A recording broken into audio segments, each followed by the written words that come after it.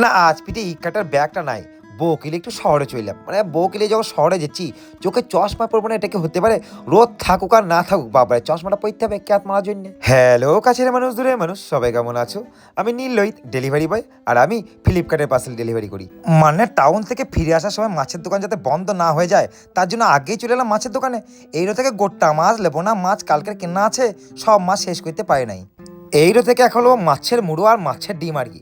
মানে যে জিনিসটা গত 3 বছর হলো আমি খাওয়া শিখেছি না, মানে আগে কখনো মাছের মুড়ো আরে মাছের ডিম খেতামই না।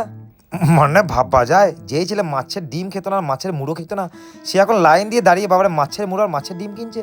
হ্যাঁ, তবে এখনো মাছের মুড়ো আমি অত ভালো খাই না, আমার ডাইরেক্ট মুড়ো খেতে পাই না, ওই ডালের মধ্যে দিলে হালকা পাতলা মুখ খেলে ওইটুকুনি খাই। তবে মাছের ডিমটা বেশ ভালোই খাই এখন।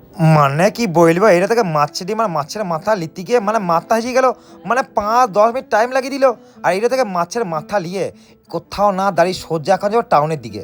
দেখো, ছুটির দিনে টাউনে আসার মেন উদ্দেশ্য এটাই হলো যে এখন আমি আছি মিয়া মোড়ে, যেহেতু আজকে আমার ছোট্ট সোনার জন্মদিন, তাই ভাবলাম না মিয়া মোড় থেকে আজকে কেকটা নিয়ে যায়। আর এই রয়েছে অনেক কেক দেখার পরে ছোট্ট ব্ল্যাক ফরেস্ট কেকটাই আমাদের পছন্দ হইলো।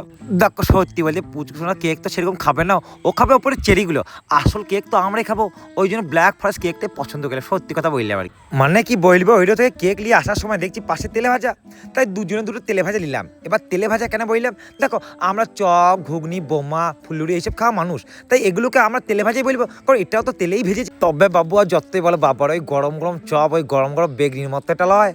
দেখো আজকে এইটুকুনি কাজই ছিল টাউনে আর কোনো কাজ ছিল না, মানে টাউনে আসার মেন উদ্দেশ্য ছিল এই কেকটা কেনা আর কি। আর ওই কেক কিনে বাড়ি যাওয়ার সময় মাংস, দেখো আমরা বাঙালি আর কি, দেখো আমাদের মধ্যে কোনো অনুষ্ঠান ফনুষ্ঠান যদি হয় না বাড়িতে, তাহলে আমরা মাংস আমরা লোপই, মাংস না নিলে বাবারে অনুষ্ঠান সম্পূর্ণ হয় না। আর এইটা থেকে যখন মাংস লিয়েছি মিষ্টি না নিলে হয়, তা সব যখন হয়ে গেছে তাহলে মিষ্টি মুখটা করতে হবে।